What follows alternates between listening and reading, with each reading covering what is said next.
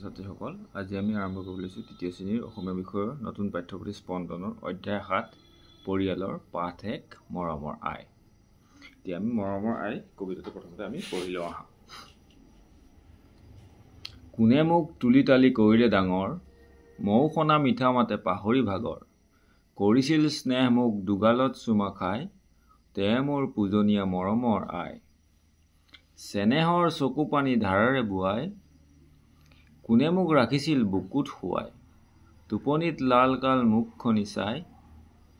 তে মোৰ পূজনীয়া মৰমৰ আই। কান্দিছিলোঁ যেবে নৰিয়াত দুখ পাই, একেথিৰে কোনে মোৰ মুখলৈ চাই, মৰু বুলি কান্দিছিল কাঢ়ি হুমুনিয়া, তে মোৰ পূজনীয়া মৰমৰ আই। হৈছিলোঁ থিয় যেবে অ'ত ত'ত ধৰি, পৰিলেনো কোনে গৈ ততালিকে লৰি, নিচুকাইছিল মোক নাম গুণ গাই, তে মোৰ পূজনীয়া মৰমৰ আই। মোৰ প্ৰতি এনেজাৰ মৰম অসীম, কেনেকৈ সিজনাক মই পাহৰিম, চেনেহ ভকতি মোৰ বাঢ়োক সদায়, তজু চৰণত হেৰা মৰমৰ আই। কবি আনন্দ চন্দ্ৰ আগৰৱালা। এতিয়া চোৱা আমি কবিতাটো, আই মানে কাৰ কথা কৈছে, আমাৰ আই বা মাৰ কথা কৈছে, হয়নে? এতিয়া আমাক মায়ে মৰম কৰি তুলি তালি আমাক ডাঙৰ দীঘল কৰিলে, হয়নে? আমাৰ সৰুৰ পৰা আটাইতকৈ মৰম কৰা মানুহগৰাকী হৈছে আমাৰ মা বা আই, হয়নে? যাৰ আমাৰ প্ৰতি মৰম অসীম মৰম আছিলে। আমাৰ কেনেবাকৈ কেতিয়াবা যদি বেমাৰ আজাৰ হয়, তেতিয়া সদায় মায়ে আমাক বৰ যত্ন কৰিছিলে, হয়নে? কেনেবাকৈ ইয়াত দি আছে, হৈছিলোঁ থিয় যেবে অ'ত ত'ত ধৰি, যেতিয়া অ'ত ত'ত ধৰি পেলাই থিয় হৈছিলোঁ। এতিয়া ইয়াত চোৱা, হৈছিলোঁ শব্দটো, ইয়াত কেইবাটাও এনেকৈ শব্দ আছিলে পাঠটোত। এতিয়া হতৈকাৰ হৈছিলোতো নিলিখি পেলাই এনেকৈ হৈছিলোঁ, এনেদৰে লিখিছে, এনেকুৱা কেইবাটাও শব্দ আছে। যেতিয়া য'ত ত'ত ধৰি পেলাই থিয় হৈছিলোঁ, তেতিয়া পৰিলে কি হয়, ততালিকে মানে সাউতকৈ লৰি গৈ পেলাই নিচুকাইছিল, হয়নে?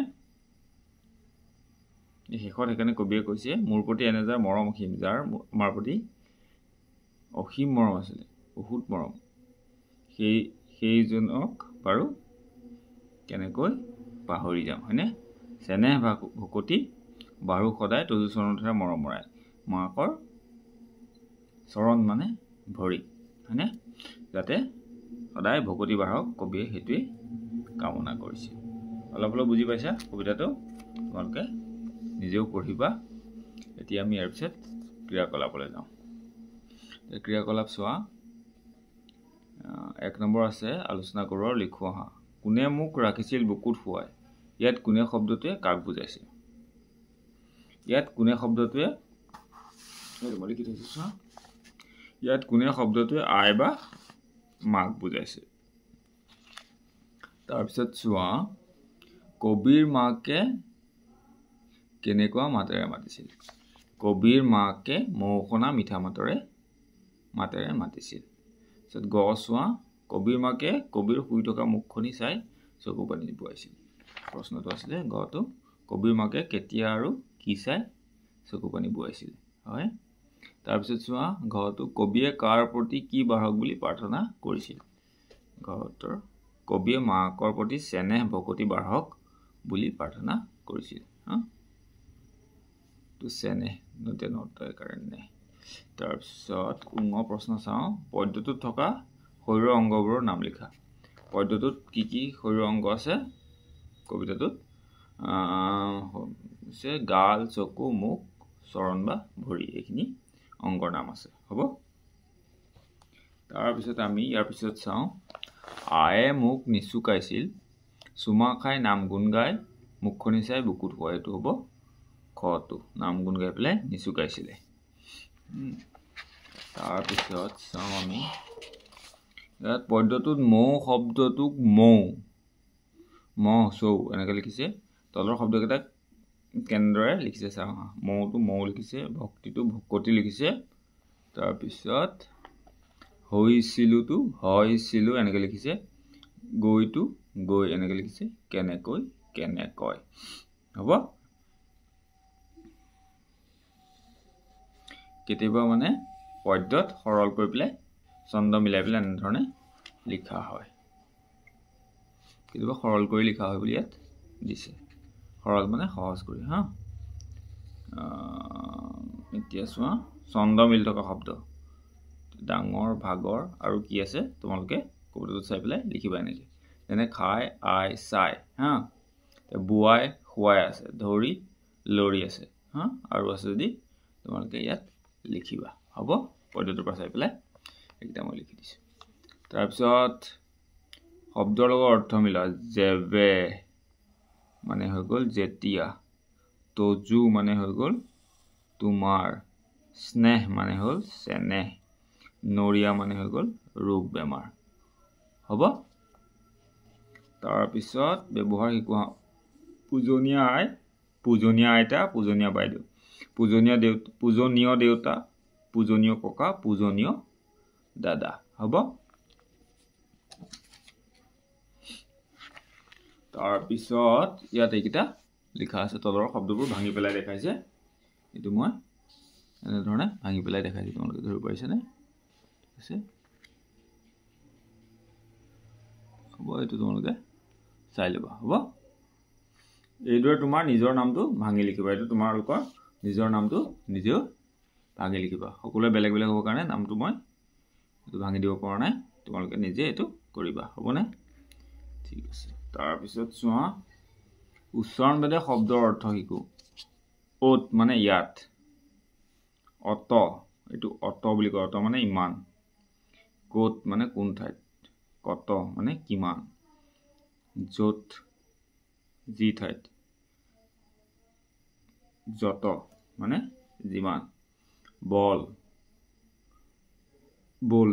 এইটো হ'ল বল যাবলৈ লগ ধৰা বল মানে হ'ল শক্তি জোৰ গোল মানে আঁতৰি যোৱা গল মানে হ'ল ডিঙি মহ মানে এবিধ জন্তু আৰু মহ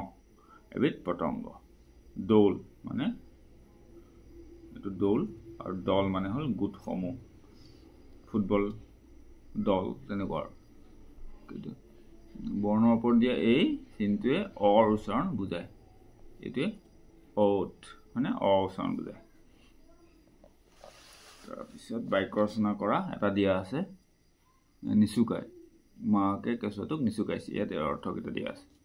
ততালিকে মানে তৎক্ষণাত সাপে খুটিলে ততালিকে চিকিৎসালয়লৈ যাব লাগে হ'ব তোমালোকে আৰু বেলেগো লিখিব পাৰা এইটো মই লিখি দিছোঁ খালি অৰ্থ বুজালেই হ'ল আৰু এই শব্দটো সোমাব লাগে হা একেথৰে মাকে সন্তানক মৰমতে একেথিৰে আছে হা একেথিৰে নহয় একেথৰে লিখিবা এইটো একেথৰে চাই থাকে হ'ব এইটো মই লিখি দিছোঁ একেথৰে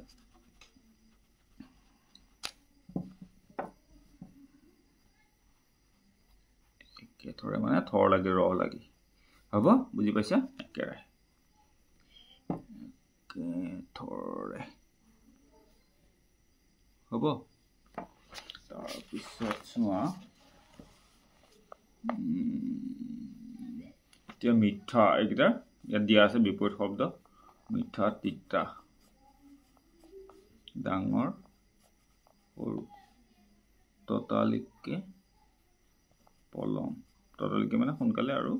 পলম মানে দেৰি দুখ সুখ গুণ দুখ সদায় ইয়াত কেতিয়াও লিখা আছে কাৰণে কেতিয়াও দিছোঁ কেতিয়াবা হ'ব লাগিছিল নেকি ইয়াত কেতিয়াও দিয়া আছে হয়নে কেতিয়াও লিখি দিছোঁ তাৰপিছত এতিয়া সমাৰ্থক শব্দ চোৱা মা আই বেমাৰ নৰিয়া চেনেহ মৰম সন্মানীয় পূজনীয় অশ্ৰু চকু পানী হ'ব ইয়াৰ পৰা লিখিছোঁ শব্দজালত তোমালোকেতো বনাই ল'বা মই এটা বনাই দিছোঁ যেনে আই বাকী এইকেইটা তোমালোকে এইটো পূজনীয় এনেকৈ হ'ব নৰিয়া হ'ব তাৰপিছত চোৱা ভাবোঁ আৰু লিখোঁ আহা এইটো তোমালোকে লিখিবা মই কৈ দিম এইটো তোমালোকৰ মতে হ'ব কাৰণে মই লিখি দিয়া নাই তোমাৰ সুখ হ'লে কোনে তোমাৰ যত্ন লয় মোৰ সুখ হ'লে মোৰ মায়ে যত্ন লয় কাৰোবাৰ হয়তো বায়েকে যত্ন লয় হয়নে কাৰোবাৰ আইতাকেও যত্ন লয় হয়নে দেউতাকেও যত্ন লয় ককাকে যত্ন লয় ককায়েকে যত্ন লয় হা তোমালোকৰ যি হয় সেইটো তোমালোকৰ মতে লিখিবা তুমি মাৰাৰ কি কি কামত সহায় কৰা মাৰা আমি ঘৰ ঠাই সাজি দিওঁ হয়নে ভাত বনালে শাক পাচলি কাটিবা তেনেকুৱা ধৰণৰ কাম কৰি সহায় কৰি দিওঁ হয়নে বিছনা পৰা কাপোৰ জোপা এনেকুৱা ধৰণৰ কামত সহায় কৰি দিব পাৰোঁ এইটো তোমালোকে যি কৰা সেইটো লিখিবা তোমাৰ মাকক তুমি কিয় ভাল পোৱা সেই বিষয়ে 5টা বাক্য লিখা মাকক সকলোৱে ভাল পায় হয়নে তাৰ বিষয়ে 5টা লিখিব লাগে মায়ে সৰুৰ পৰা আমাক তুলি তেল ডাঙৰ দীঘল কৰিলে আমাক সদায় ৰান্ধি বাঢ়ি খুৱায় আমাক সদায় স্কুললৈ উলিয়াই পঠিয়ায় আমাক বহুত মৰম কৰে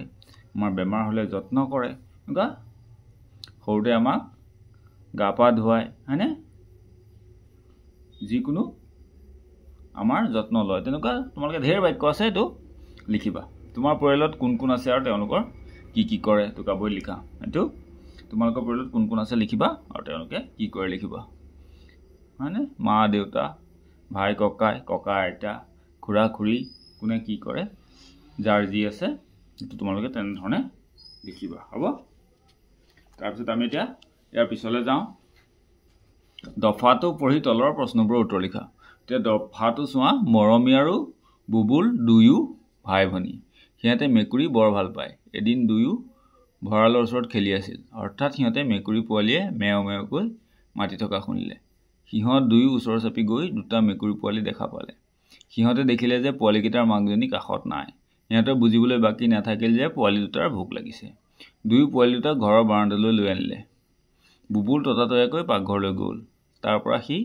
গাখীৰ এবাতি আৰু বিস্কুট 4খন আনিলে দুয়ো মিলি পোৱালী দুটাক বিস্কুট আৰু গাখীৰ খোৱালে সিহঁতে পোৱালী দুটাক নিজৰ কোঠালিত ৰাখিবলৈ মন মেলিলে কিন্তু ককাকে বুজাই ক'লে সিহঁতৰো এটা পৰিয়াল আছে পৰিয়ালৰ পৰা আঁতৰাই আনিলে সিহঁতে দুখহে পাব গতিকে তোমালোকে পোৱালী দুটাক সিহঁতৰ ঠাইত থৈ আহাগৈ হ'ব এতিয়া পোৱালী দুটাই কিয় মেও মেওকৈ মাতি আছিল এইকেইটা প্ৰশ্নৰ উত্তৰ লিখি থৈছোঁ এইটো চোৱা পোৱালী দুটাই কিয় মেও মেও মাতি আছিলে পোৱালী দুটাই ভোক লগাৰ বাবে মেও মেওকৈ মাতি আছিল তাৰপিছত আছে বুবুলে ততাতৈয়াকৈ পাকঘৰলৈ গৈ কি কৰিলে বুবুলে ততাতৈয়াকৈ পাকঘৰলৈ গৈ মেকুৰী পোৱালী দুটাৰ বাবে গাখীৰ এবাতি আৰু বিস্কুট 4খন আনিলে তাৰপিছত গ আছে চোৱা কোনে কাক আৰু কিয় কৈছিল সিহঁতৰ এটা পৰিয়াল আছে পৰিয়ালৰ পৰা আঁতৰাই আনিলে সিহঁতে দুখহে পাব গতিকে তোমালোকে পোৱালী দুটাক সিহঁতৰ ঠাইত থৈ আহাগৈ তেনেকৈ কৈছিলে এই কথাখিনি ককাকে বুবুল আৰু মৰমীক কৈছিল সিহঁতে মেকুৰী পোৱালী দুটা ঘৰত ৰাখিবলৈ মন কৰাৰ বাবে ককাকে এই কথাখিনি কৈছিল যে পোৱালীকেইটা সিহঁতৰ নিজৰ জেগাত থৈ আহা সেইটো কথা ককাকে কৈছিলে মৰমী আৰু বুবুলক পোৱালী দুটাক নিজৰ ঠাইত থৈ নাহিলে সিহঁতৰ কি কি অসুবিধা হ'ব পাৰে পোৱালী দুটাই মাকৰ গাখীৰ খাব পাৰে নিজৰ ঠাইত থৈ নাহিলে সিহঁতে মাকৰ গাখীৰ নাপাব আৰু মাকেও নিজৰ পোৱালীকেইটা বিচাৰি ফুৰিব সেইকেইটা অসুবিধা হ'ব তাৰপিছত তোমাৰ ঘৰত কি কি পোহনীয়া জন্তু আছে যাৰ যাৰ ঘৰত যি আছে সেইমতে লিখিবা মই এবাৰ লিখিছোঁ এইটো দেখাই দিম তুমি কেনেদৰে সিহঁতক মৰম কৰা এতিয়া চোৱা আমাৰ ঘৰত গৰু ছাগলী আৰু মেকুৰী আছে সিহঁতক খাবলৈ দিওঁ থাকিবলৈ ব্যৱস্থা কৰি দিওঁ হয়নে কুকুৰ থাকিলে গা পা ধুৱাই দিয়া তেনেকুৱা ধৰণৰ যি যত্ন কৰা সেইটো লিখিবা কেনেকৈ মৰম কৰা লিখিবা দ্বিতীয় চটো চোৱা মেকুৰী পোৱালী দুটাৰ মাকজনী ক'লৈ গৈছিল বুলি তুমি ভাবা মেকুৰী পোৱালী দুটাৰ মাকজনী আহাৰ বিচাৰি কৰিবলৈ গৈছিল বুলি ভাবোঁ তাৰপিছত হাতে কামে কৰোঁতে চোৱা ইয়াৰ পৰা এইটো তোমাৰ এইটো এটা মেকুৰী ছবি আৰু তোমালোকে এনেকৈ একৰ পৰা ফুটবিলাকত লগ লগাই পেলাই এনেকৈ আঁকিবা এনেকৈ একৰ পৰা 2লে 2ৰ পৰা 3লে 3ৰ পৰা 4 4ৰ পৰা 5 5ৰ পৰা 6 5ৰ পৰা 6 7 8 9 10 11 12 13 14 15 এনেধৰণে 15 16 17 এনেধৰণে আঁকি গ'লে এটা মেকুৰী হ'ব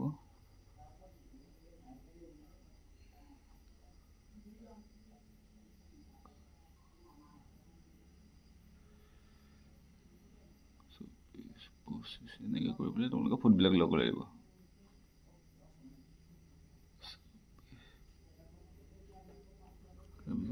27 এনেধৰণে এইটো তোমালোকে কৰিবা মেকুৰী এটা ধুনীয়াকৈ হৈ যাব হা ঠিক আছে এইটো পাত ইমান দেখি হৈছে ইয়াৰ পিছত আমি ইয়াৰ পিছৰ পাত বনভোজলৈ এদিন এইটো পাত কৰিম তোমালোকে যদি ভিডিঅ'টো ভাল পালা তেনেহ'লে প্লিজ চেনেলটো ছাবস্ক্ৰাইব কৰি দিবা আৰু বেল আইকনটো দবাই দিবা যাতে পৰৱৰ্তী ভিডিঅ'ৰ নটিফিকেশ্যন সহজে পাব পাৰা থেংক ইউ